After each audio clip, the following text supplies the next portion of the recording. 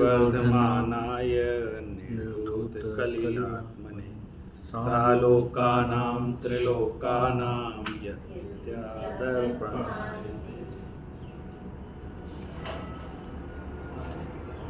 आचार्य समंत भद्र द्वारा विरचित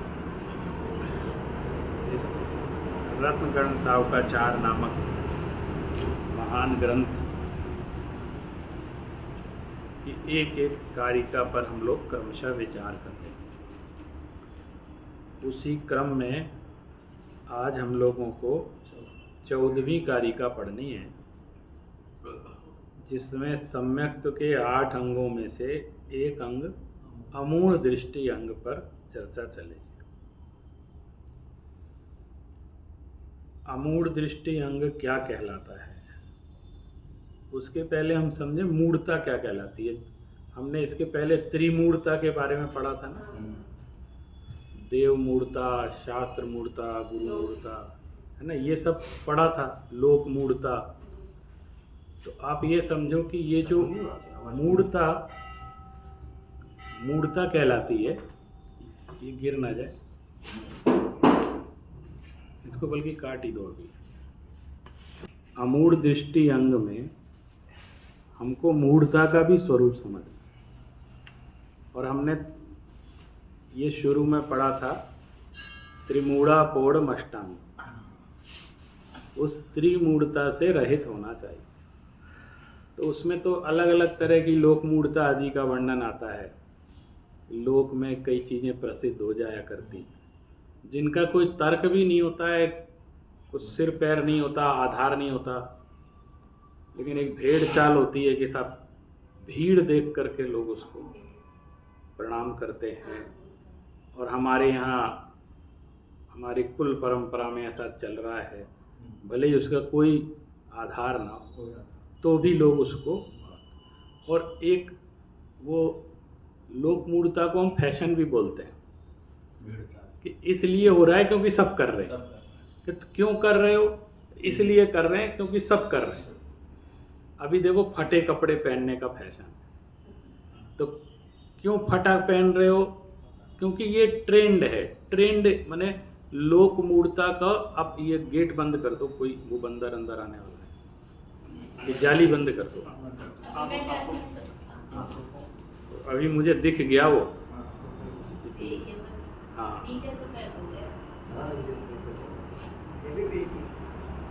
तो त्रिमूढ़ता में जब हम लोक मूढ़ता की चर्चा करते हैं तो हमको ये विचार करना है कि लोक मूढ़ता जो शास्त्रों में तो पुराने उदाहरण दिए हैं, वो उदाहरण आज भी चलते हैं। कोई पत्थरों पर्वत से गिर करके मोक्ष हो जाता है, ऐसा प्रसिद्धि कर दी, तो कई लोग पहाड़ों से कूद जाते हैं। और इस नदी में ऐसा करने से ऐसा होगा, उस जगह ऐसा करने से ऐसा, वो प्रसिद्ध कर दिया। तो सब लोग कि भैया हमारे यहाँ हमेशा से ऐसा होता है, इसलिए तो वो वहाँ पे विचार नहीं करते। और आप देखना धर्म के क्षेत्र में जहाँ सबसे ज़्यादा विचार करना चाहिए, चिंतन करना चाहिए, हर वस्तु के बारे में बहुत परीक्षा करनी चाहिए, वहाँ अच्छे से अच्छे ज्ञानी व्यक्ति, ज्ञानी यानी पढ़े लिखे लोग भी उस स्थान पर विचार नहीं करते हैं। और चीज़ों में तो बहुत विचार करते हैं, लेकिन यहाँ आकर के वो बिल्कुल विचार नहीं करते। वो ये सोचते हैं कि यहाँ तो ये तो श्रद्धा की जगह है, यहाँ विचार करने की आवश्यकता नहीं। यहाँ श्रद्धा करने की आवश्यकता है या विचार करने की आवश्यकता नहीं, ऐसा वो लोग विचार करते हैं। तो आप देखना अधिकांश लोग आपको ऐसे मिल जाएंगे जो बहुत बड़े बड़े डॉक्टर हैं, इंजीनियर हैं, यानी उच्च शिक्षा प्राप्त हैं, लेकिन वो जैसे ही धर्म क्षेत्र में आते हैं वो अपनी जितना ज्ञान विज्ञान है वो घर छोड़ के आते हैं, और यहाँ आके अरे भैया अपन को तो आँख बंद करनी है बस, और कोई मतलब। जबकि यहाँ सबसे ज़्यादा विचार करना, तो वो भी लोक मूढ़ता के चक्कर में फंस जाते हैं, क्योंकि वो न तर्क का विचार करते हैं, न उसका आधार देखते हैं, न परंपरा देखते हैं, कुछ नहीं देखते। तो यहाँ पर हमको आज अमूढ़ दृष्टि अंग के बारे में विचार करना है कि अमूढ़ दृष्टि अंग में आचार्य क्या कह रहे हैं। सबसे पहले एक कारिका देख लेते हैं। का पथे पति दुःखानां का पथस्तेप्य सम्मति असंपृक्तिर अनुत्कीर्तिर मूढ़ा दृष्टिरुच्यते। यहाँ से शुरू करेंगे। या दृष्टि माने वो दृष्टि, क्योंकि इसमें दृष्टि शब्द जुड़ा है ना, अमूढ़ दृष्टि। तो कौन सी दृष्टि की बात कर रहे हैं? अमूढ़ दृष्टि। कि जो अमूढ़ है उसमें जो दृष्टि दुखानाम पथि का पथे, ये अन्वय करते हैं ना संस्कृत में, एक अरेंजमेंट करना पड़ता है, ये अर्थ लगाना है। वो तो पद्य है, तो पद्य को गद्य बनाने का पहले प्रयास करते ताकि सीधा सीधा हम हिंदी में अर्थ लगा सकें। दुखानाम माने दुखों के, बहुवचन है दुखानाम, बहुत सारे दुख हैं। पथि माने दुखों के मार्ग रूप, वह मार्ग जिसमें दुख ही दुख है उसमें। फिर का पथे, और एक तो दुख के मार्ग में और एक मिथ्या मार्ग, ऐसे कुमार्ग में जहां पर मिथ्या दर्शन है, मिथ्या दर्शनादि रूप कुमार्ग है। और का पथस्ते भी, का पथ माने तो हो गया मिथ्या मार्ग, और का पथस्थे का अर्थ क्या हुआ? जो उस मिथ्या मार्ग में स्थित हैं, जो लोग जीव जो उसमें चल रहे हैं, ऐसे जीव। तीन चीजें हो गई, दुख रूपी मार्ग, मिथ्या मार्ग, एक तो ऐसा कंटक मार्ग जो बहुत कंटक वाला रास्ता है, यहाँ पे चलने में बड़ी कठिनाई है, दुख रूप है वो रास्ता। हमारे 2-3 रास्ते होते हैं, तो हम कौन से रास्ते का चुनाव करते हैं? जो पथरीला ना हो, जहाँ कांटे ना हो, जो साफ हो, हमको दुख नहीं होना चाहिए चलने में। तो ऐसे पथ को जो सुपथ बोलेंगे, और ऐसे पथ को दुखों वाला पथ बोलेंगे जो कि हमको दुख देता है। तो कह रहे हैं एक तो उस मार्ग में जिस मार्ग में चलने से दुख होता है, दूसरा मिथ्या मार्ग जो गलत तथ्यों का प्रतिपादन करता है, मिथ्या मार्ग जो मिथ्या दर्शन ज्ञान चारित्र का अनुमोदन करता है, ऐसा मार्ग, उस मार्ग में। और का पथस्थेपि यानी उस मार्ग में स्थित जीवों में भी, 3 लोगों में क्या रखता है अमूढ़ दृष्टि वाला? असम्मति ही, उनका मन से भी समर्थन नहीं करता। मेरी सम्मति नहीं है इसमें मेरी सहमति नहीं है, आपको जो करना है करो, लेकिन मेरा समर्थन। तो आप किसी को रोक तो सकते नहीं हो, जगत में ऐसा तो होता नहीं एक दूसरे को रोक, हम तो ऐसा कर रहे हैं, आप करिए, मेरा समर्थन नहीं। और सब बातें ठीक है, लेकिन मेरा समर्थन। यहाँ पे दूसरी बात है असम्मति, यानी मानसिक रूप से सम्मति नहीं हो। इसमें आपको कुछ कहना भी नहीं है, मन से समर्थन नहीं करना है, नहीं, मन से समर्थन नहीं करना, ये बहुत बड़ी बात है। बाहर से व्यक्ति फिर भी समाज के संकोच में ये वो चुप रह जाता है। अरे भैया हम जाएंगे तो कोई क्या कहेगा, सब लोग मुझे देखेंगे, समाज में भी रहना है ना। लोग कहेंगे देखो ये उनके उसमें चले गए, उनका समर्थन। मुंह से बोलो तो सुनेंगे लोग कि साहब ये इनका समर्थन कर रहे हैं, तो लेकिन भाई तुम कर लो, मुझसे मत कहलवाओ, लेकिन अंदर से करो। तो ये जो सम्मति मन से है ना, बहुत बड़ी चीज कहलाती है। मन से समर्थन, आप युद्ध लड़ नहीं रहे हैं, आप किसी को मार नहीं रहे हैं, लेकिन मन से हाँ ठीक है ना, यही कर रहे हैं ना। हमें तो किसी ने बुलाया नहीं ना, हम गए, लेकिन बहुत बढ़िया, बहुत बढ़िया, मन से खूब खुश। चलो एक्चुअल चीज के प्रति एक बार आप सम्मति कर दो, लेकिन काल्पनिक जगत में भी आप सम्मति करते हैं। काल्पनिक जगत क्या? हमने फिल्म देखी, उस फिल्म में जो स्वांग रचा गया, उसमें एक व्यक्ति को नायक बनाया गया और एक व्यक्ति को खलनायक बनाया। पूरा नाटक है ना, जो व्यक्ति ना तो नायक है उसमें ना कोई खलनायक है, लेकिन एक कहानी में ऐसा क्रिएट किया, फिर वो खलनायक गलत काम करता है, तो वो जब नायक उसको मारता है तो जितने लोग बहुत बढ़िया कर, अच्छा ऐसे ही होना चाहिए था इसके साथ। तो आप देखो वहाँ कुछ भी नहीं है, एक खाली पर्दा है, कोई खेल नहीं हो रहा है, लेकिन हमारी तरफ से समर्थन, बैठे बैठे पाप कमाया कि नहीं करा, सिर्फ मन से समर्थन करें।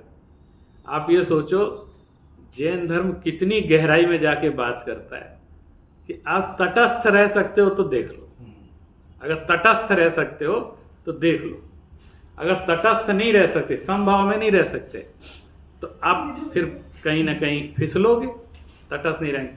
तो हम जो मन से समर्थन कर देते हैं कुमार्ग का, कुमार्ग, कोई कुमार्ग में स्थित है उसका मन से समर्थन हम नहीं चाह पा रहे, ठीक कोई बात, आप सोचो कितनी बड़ी बात है, बड़ी गहरी बात है, मन से समर्थन। अब आपका मन कोई नहीं जानता है, कोई कह भी नहीं सकता, लेकिन अपने आप विचार करना है कि हमें अगर सम्यक दर्शन धारण करना है तो जो मिथ्या मार्ग है उसकी मन से भी सहमति नहीं रखनी। अब जब इसके टीका ग्रंथों को और देखोगे ना, बहुत व्याख्याओं, बहुत तरह की बातें लिखी हैं, कई बार कई चीज़ें ऐसी लगती हैं, अरे ये तो बिल्कुल जैन धर्म की तरह है, जानते हैं, बिल्कुल विपरीत में तो आदमी फिर भी सतर्क रहता है, जो थोड़ा सा समानांतर रहता है ना, हल्का सा, किसी के प्रवचन सुन रहे थे जो इस परंपरा के नहीं, वो बिल्कुल वैसी बात कर रहे थे जैसे कि हमारे शास्त्रों में लिखा, और ये देखो देखो देखो देखो, कह तो बात तो सही कह रहे हैं, है ना, इसमें क्या बुराई है, ये तो कह तो वही बात रहे हैं जो हमारे शास्त्रों में लिखी। तो एक समर्थन का भाव आ गया ना मन में, साक्षात पता है कि वो मिथ्या मार्ग का प्रतिपादन करते हैं, उसी के लिए प्रसिद्ध है, उसी पंथ में दीक्षित हैं, वही बात कर रहे हैं, लेकिन दो चार शब्द क्या आपके अनुकूल बोल दिए, और ये आजकल तो मिथ्या मार्ग वाले नमोकार मंत्र का जाप करके फिर स्टार्ट करने लगे प्रवचन। हाँ, तो मैं आपसे क्या कह रहा हूँ, मायाचार भी तो कुछ होता है। एक बात बताइए, और नहीं मैं कहता हूँ ठीक है करो, अच्छी बात है, लेकिन उसके अंदर अगर मायाचार है इस बारे में कि इस परंपरा के जो लोग हैं वो मेरे समर्थक बन जाएं, इस दृष्टि से वो भक्ति से कर रहे हो तो बात अलग है, लेकिन इस दृष्टि से, और जब आप उसका उच्चारण कर रहे हैं तो उसको फॉलो भी करिए, उसका व्याख्यान करिए, फिर उसमें उसको अंगीकार करिए, लेकिन वो तो अंगीकार नहीं कर रहे ना। मैं एक दिन अपने विद्यार्थियों को बात बता रहा था, वो बात बहुत गंभीर है। दो काम करने हैं, अगर मैं प्रधानमंत्री हूँ या मैं कोई व्यवस्थापक हूँ, या मैं मान लीजिए मैं डिस्ट्रिक्ट मजिस्ट्रेट हूँ, या मुझे इस जिले की व्यवस्था संभालनी है, तो मेरे वक्तव्य की शैली अलग होगी उस पोजीशन पर। वहाँ मैं सम्यक मिथ्यात्व का निर्णय नहीं करूँगा, वहाँ तो मेरा उद्देश्य क्या है, समाज में शांति रहनी चाहिए, है ना। कोई कह रहा मेरा सही है मेरा सही, लड़ रहे हैं, भाई देखो तुम अपनी जगह सही हो, तुम अपनी जगह से शांति से घर बैठो, एक दूसरे में हस्तक्षेप मत करो, लड़ो नहीं, पहला उद्देश्य शांति रहे, तो प्रधान उद्देश्य तो उसका ये है ना। और उसका एक कर्तव्य है, जो पद पे है वो कर्तव्य है कि सबको समान भाव से देखे, किसी एक का पक्ष ना ले, और समाज में शांति स्थापित रहे, ऐसा उपाय है। तो वो क्या कहेगा, वो उस पद पे बैठ के क्या कहेगा, सबको यही कहना पड़ेगा, देखो ये जो कह रहे हैं इनकी दृष्टि से ये सही है, और ये जो भी कर रहे हैं आप इसमें डिस्टर्ब नहीं करो, ये जो कह रहे हैं इनकी बात सही है, और आप अपनी पूजा अलग करो, आप अपनी पूजा अलग करो, एक दूसरे को डिस्टर्ब नहीं करो, यही कहा जाएगा ना। लेकिन ये शाश्वत मार्ग नहीं है, सब सही नहीं हो सकते, गहराई में जाओ तो जो मोक्ष मार्ग का पथिक होगा वो ये अपने लिए, हम अपने लिए क्या डिसीजन लेने, बताओ। मैंने उन लोगों को एक उदाहरण दिया कि अगर मैं कोई अधिकारी हूं तो बहुत सारे मिठाई की दुकान खुलनी है, तो सबने लाइसेंस मांगने आए, तो जो नियम कानून की पूर्ति करता है हमको सबको लाइसेंस देना है।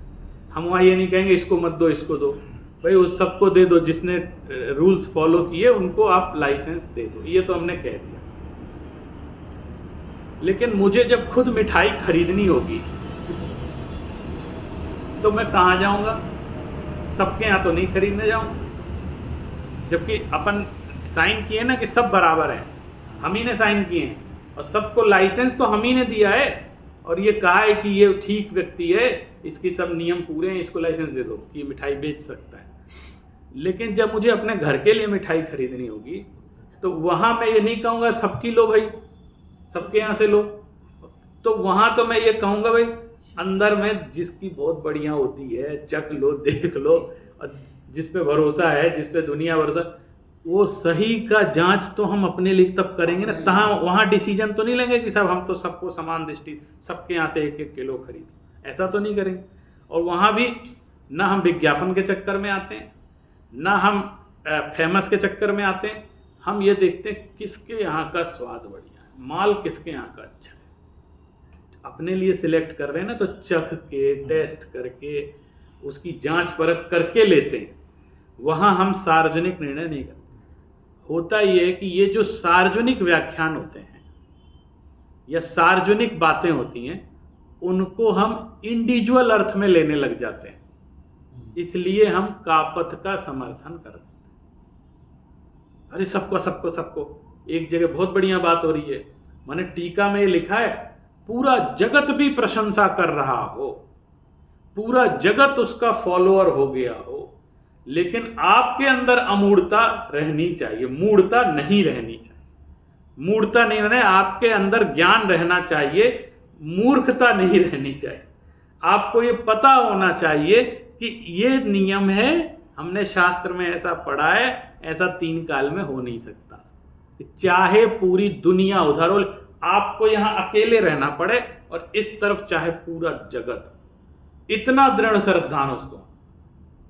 आप देखो इतनी दृढ़ता होना बहुत कठिन हो जाती है, लगता है ऐसा कहीं हम ही तो गलत नहीं है, देखो सारे उधर जा रहे हैं, सारे उधर जा रहे हैं, तो शंका मन में आ जाती है ना, इसका मतलब यथार्थ निर्णय अपना नहीं। अगर यथार्थ निर्णय होता ना तो ऐसा होता नहीं किसी की में। वो जो रेवती रानी की कहानी इसमें फेमस हुई है, वो ऐसे ही नहीं फेमस हो गई। उस रानी का ये अमूढ़ दृष्टि अंग का पालन कर, ये दृढ़ श्रद्धा नहीं है ये, तो उसके सामने सब दिखाया, अरे देखो वो देवता आ गए, वहां पे दिख रहे हैं, पूरी भीड़ जा रही है, नहीं गई। फिर हर धर्म के देवता दिखा दिए, माया जाल से, इंद्र जाल से, तो पूरी पब्लिक, राजा भी चला गया एक बार, लेकिन वो नहीं। तो फिर ये लगा उनको, वो छुल्लक जी थे ना, कौन थे, उनको ये लगा कि ये जिन धर्म की अनुयायी है ऐसे किसी में नहीं जाएगी, लेकिन अगर जिनेंद्र भगवान का दर्शन होगा तो जरूर आएगी। तो उन्होंने कहा देखो तीर्थंकर प्रकट हुए हैं, समो शरण आ गया है। अरे वो तब भी नहीं गई, अरे ये कैसा, अरे तीर्थंकर तो 24 ही होते हैं, हमें आगम पर श्रद्धान है, तो 25 में कहां से आ गए। माने उसको कोई चिंता ही नहीं थी, जो क्लियर है तो क्लियर है। यानी लोगों ने ये तक भ्रमा दिया कि अब तो आओगे, है ना, अपने में तो आओगे, कहीं तो राग होगा, लेकिन उसको इतना क्लियर था कि स्वर्ग में भी उसकी चर्चा हुई, दूसरे मुनिराजों के बीच में भी उसकी चर्चा हो रही थी कि भैया ये तो विचित्र है, ये इसकी दृढ़ता कम नहीं होती है। ऐसा अमूढ़ दृष्टि अंग का धारी होता है सम्यक दृष्टि। तो पहली बात तो ये आ गई कि असम्मति, मन से समर्थन नहीं कर। फिर है अनुत्कीर्ति, वाचिक प्रशंसा नहीं करना। अगर आप वाचिक, अनुत्कीर्ति मैंने बोलना नहीं, मानसिक रूप से हो गया, फिर वाचिक दृष्टि से हो गया कि वाचिक रूप से भी उसकी प्रशंसा नहीं करनी। प्रशंसा का समर्थन। अरे किसी अपेक्षा से तो ठीक है। अरे ये बात तो उनकी अच्छी है ना, इतना तो ठीक है। वो कह रहे हैं आपको पता नहीं है, इतने से भी गड़बड़ हो जाती है। आपने तो इतना कह दिया, लेकिन आपकी सुन करके लोग पूरा फॉलो करने लगे। आपने तो इतना सा हल्का सा ही किया था ना कि ये बात इनकी ठीक है। किनका? कापथियों का, जो कापथ में स्थित हैं उनकी। देखो हर आदमी का 100% गलत नहीं होता है, कुछ बातें अच्छी भी होती हैं, लेकिन आपने उनको समर्थन कर दिया बोलकर, इनके अंदर ये विशेषता है। लेकिन आपने कहा इनकी ये विशेषता है, ऐसा कहते ही आपने उनकी उत्कीर्ति कर दी, उनकी प्रशंसा कर दी है। तो सम्यक दृष्टि ये काम भी नहीं करता है। वो भूले भटके भी मुंह से प्रशंसा नहीं करेगा, बोलेगा नहीं उनके बारे में। ये नहीं है कि निंदा करने लग जाएगा, ये भी ध्यान रखना। आप निंदा भी नहीं करेगा। भाई चुप रहने को किसने मना किया आपसे? आप मान लो प्रशंसा नहीं, जैसे हम चुप हैं तो इसका मतलब थोड़ी कि निंदा करें। तो सामने भाव ठीक है, देख लिया, जान लिया। अब हम मुंह से कुछ दो शब्द अच्छा ही बोलें आपके लिए, ये जरूरी नहीं है। सम्यक दृष्टि इस बारे में सतर्क रहेगा। तो अनुत्कीर्ति ही, गलत चीज की मुंह से भी प्रशंसा नहीं करना, मन से भी गलत बात का समर्थन नहीं करना, और गलत बात का मुंह से भी समर्थन नहीं करना। वाचिक प्रशंसा से रहित और असंपृक्ति ही, शारीरिक संपर्क से रहित, माने मन वचन काया का मतलब है यहाँ तीनों। अब असंपृक्ति का मतलब, चलो कोई बात नहीं, मन से समर्थन नहीं कर रहे हैं, मुंह से बोल भी नहीं रहे हैं, ताली तो बजा दी, चुप रहे, मन से भी कुछ में, सब बैठे सब बजा रहे थे तो हमने भी ऐसे कर दिया। भाई सब बैठे थे तो हम नहीं बजाते, अच्छा नहीं लगता तो हमने भी ऐसे कर दिया। वो नहीं करे, वो चुप रहे। वो कहेगा मैं मिथ्या मार्ग का मन से, वचन से और काया से कैसे भी समर्थन नहीं कर। और देखो, समर्थन नहीं करने का अर्थ ही विरोध करना होता है। कुछ उल्टा सीधा बोलने की जरूरत नहीं होती है ना। कुछ बोलने की जरूरत नहीं है कि आपको ऐसा नहीं करना चाहिए, वैसा नहीं करना चाहिए। वो देखो, जैसे कोई आपके यहाँ कार्यक्रम है, आपने किसी को बुलाया तो वो नहीं आए, और उसके लिए उन्होंने क्षमा भी नहीं मांगी या मजबूरी भी नहीं बताई, बस आए नहीं, तो इससे ही विरोध जाहिर हो जाता है कि वो हमारे पक्ष में नहीं है ना। मान लो उन्होंने कोई एक्सक्यूज भी नहीं किया और नहीं आए बुलाने पर भी, तो इसका मतलब ये हमारे समर्थन। वो आके विरोध थोड़ी किया कि कार्यक्रम गलत कर रहे हो, क्यों करवा रहे हो, ऐसा तो कहा नहीं उन्होंने। लेकिन चुप रहना भी, मौन से समर्थन भी होता है और मौन से विरोध भी होता है, ये भी समझना चाहिए। कोई कहते हैं ना आप चुप रहे इसलिए समर्थन हो गया, अरे चुप रहना भी विरोध होता है कि ये इसके विरोध में चले गए थे। तो इस प्रकार शारीरिक संपर्क से रहित वह अमूढ़ दृष्टि अंग कहलाता है। ऐसी दृष्टि को अमूढ़ दृष्टि अंग कहते हैं। तो सम्यक दर्शन के जो 8 अंग हैं, उसमें अमूढ़ दृष्टि अंग का स्वरूप समझना आवश्यक। ये अमूढ़ता तो कहलाती, जो अभी आपने बात की, व्यवहार से अमूढ़ता है, कि हम व्यवहार से किसी का समर्थन कैसे भी नहीं करते। लेकिन इसके बाद भी निश्चय से अमूढ़ता का भी प्रतिपादन शास्त्रों में आचार्यों ने किया है कि ये तो व्यवहार से अमूढ़ता हो गई कि मन से, वचन से, काया से। कभी कभी होता है मन से समर्थन नहीं किया, ये निश्चय हो गया, ऐसा नहीं है। मन भी व्यवहार में चलता है, वचन भी व्यवहार में चलता है और काया भी व्यवहार में चलती है। तो यहाँ जो लक्षण लिखा, ये तो ऐसा अमूढ़ दृष्टि अंग का पालन, कोई श्रावक है तो उसके प्राय व्यवहार से ही कार्य होते हैं, तो वो तीनों चीज़ों का समर्थन किसी भी कीमत पर करता नहीं।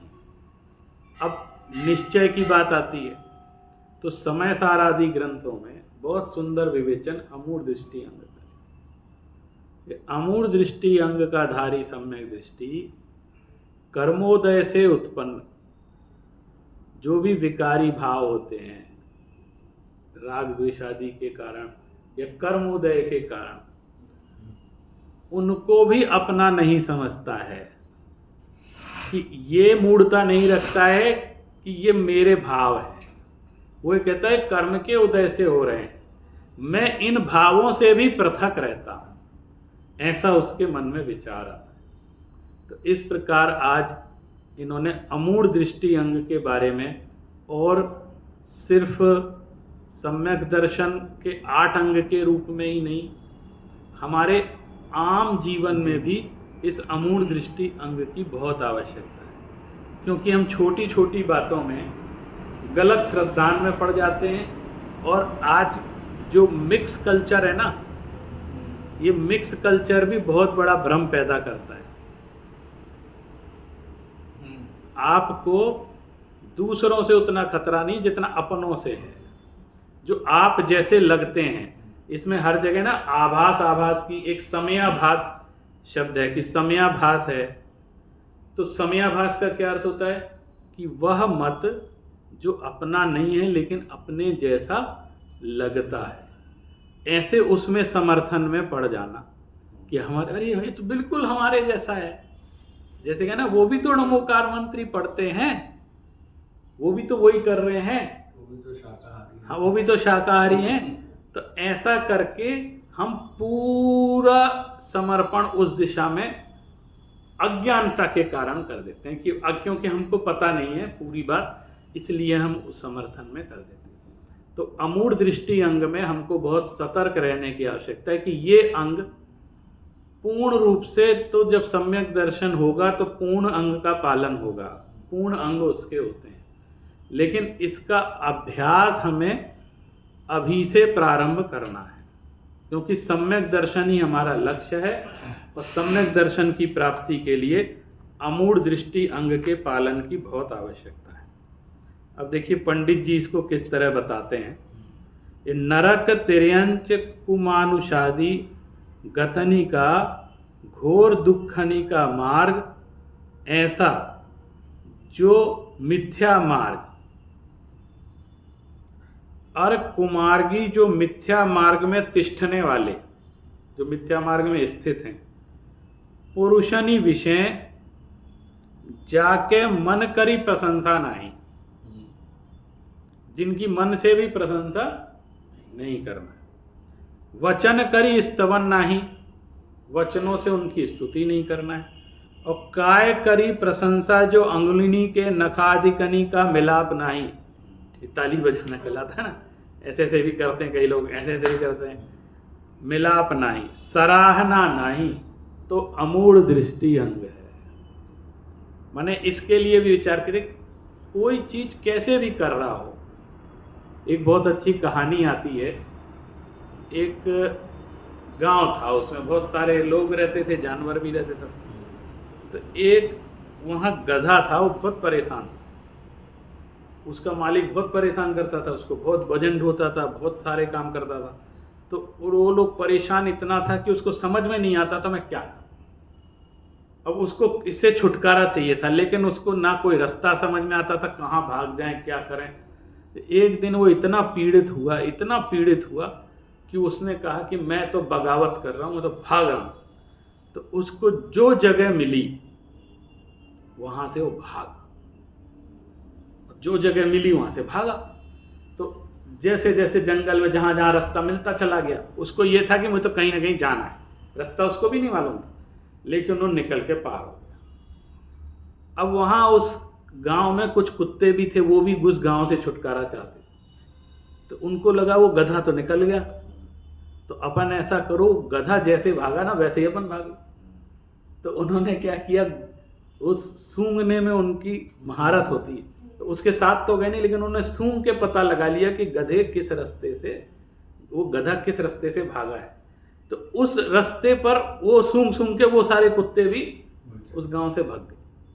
अब वो जब गए तो बाकी के जो जानवर थे वहां पे, और भी गाय भैंस, इनको भी भागना था, तो ये भी उनको देख कर उसी रास्ते से निकल। तो इतने सारे लोग निकले, तो उस जगह की जो रास्ता था उसमें छोटी सी पगडंडी बन गई कि भैया वो एक रास्ता है, ये पहले नहीं था, धीरे धीरे बन गया, कई पशु उसी रास्ते से निकल गए। तो वहाँ के जो गांव के लोग थे वो भी कभी शहर नहीं गए थे, तो उन्होंने सोचा अपन भी एक बार चल के देखते हैं कौन सा जगह है, शहर है। तो कुछ लोग भी बोले ये पगडंडी सी बनी है, अपन चलते हैं इसे। माने उस रास्ते की खोज किसने की? गधे। तो वो लोग भी पीछे पीछे, तो वो पहुंच गए शहर। बोले तो बड़ा बढ़िया। तो धीरे धीरे आना जाना वहाँ से गांव वालों का शहर आना जाना शुरू हो गया। यानी उस रास्ते की खोज किसने की? गधे। अब गधे ने वो रास्ता खोजा, तो वो जो सरपंच वगैरह थे उन्होंने सरकार में डिमांड रख दी कि भाई ऐसा है, हमारी भी शहर तक की एक सड़क की व्यवस्था कर दो सरकार से, कि हमारी सड़क बना दो। तो कहले सड़क, कैसी सड़क चाहिए? तो बोले ये पगडंडी बनी हुई है। वो इंजीनियर वगैरह आए उन्हें बताना, तो बोले पगडंडी बनी है और इसी पे सड़क बना दो। तो बोले ये किसने खोज की इसकी?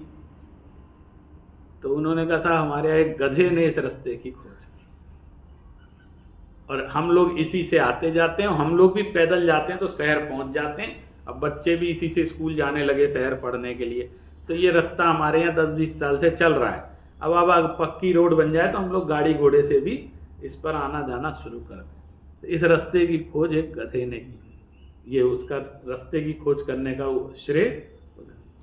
तो इंजीनियर आए, उन्होंने मुआयना किया, तो उन्होंने कहा साहब हमें पता है कि आपके इस रास्ते की खोज एक गधे ने की, लेकिन ये रास्ता 10 किलोमीटर लंबा है, आप लोगों ने विचार नहीं किया?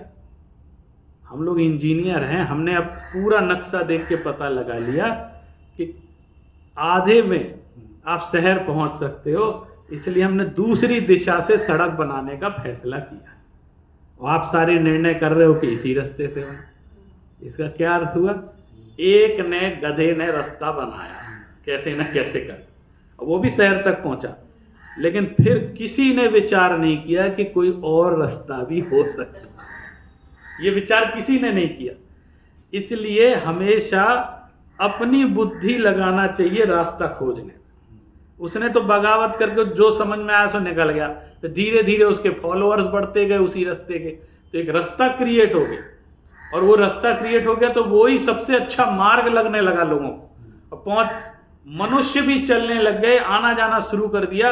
लेकिन किसी ने ये विचार नहीं किया कि इस रास्ते के अलावा भी कोई दूसरा रास्ता हो सकता। जब वो ज्ञानी लोग आए इंजीनियर, उन्होंने पूरे गांव का मुआयना किया, जब सरकार से आदेश मिल गया तो उन्होंने कहा कि ये जो दूसरा रास्ता हमने खोजा है वो भी उसी शहर पहुंचाएगा, लेकिन 10 किलोमीटर कम में। यहाँ दुगना पड़ रहा है, वहाँ आधे में पहुंच जाते हैं।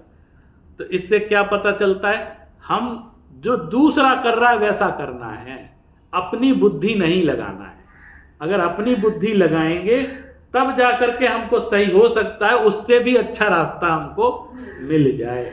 तो इसलिए यहाँ पर इन्होंने कहा का पथे पथि दुखा नाम का पथस्थेप्य सम्मति। इसमें हर जगह पथ पथ आया है ना, पथ माने रास्ता, और असंप्रक्तिर अनुत्कीर्तिर अमूरा दृष्टि उच्चित। वो सब मूढ़ थे, क्योंकि मनुष्य भी गए, बाकी ऐसा थोड़ी था जानो बाद में। उनने भी ये नहीं सोचा कि ठीक है एक गया, लेकिन कोई और रास्ता भी तो हो सकता है अच्छे से पहुंचने का। उनने क्यों नहीं सोचा? क्योंकि वो अमूढ़ नहीं थे, वो मूढ़ थे। जैसे सब चल रहे हैं वैसे ही चलने वालों में से। तो हमारे मोक्ष मार्ग का मार्ग अमूढ़ दृष्टि वाला मार्ग है, मूढ़ दृष्टि वाला मार्ग नहीं है। हमको खुद विचार करना चाहिए कि रास्ता वास्तव में कौन सा अच्छा है, और उसी रास्ते का हमको मन से सम्मति करनी चाहिए, वचनों से सम्मति करनी चाहिए, और काया से भी सम्मति करनी चाहिए। और उसके अलावा जो भी मिथ्या मार्ग हैं, जो हमें संसार में भटकाने वाले हैं, उनके प्रति ना तो हमें मन से सम्मति करनी चाहिए, और न वचनों से उसकी प्रशंसा करनी चाहिए, और न काया से उसका समर्थन करना। इतनी सावधानी तो सम्यक दृष्टि को रहती ही रहती है, तभी वो 8 अंगों का धारी होकर सम्यक दर्शन को प्राप्त कर पाता है। बोले जिनवाणी माता की।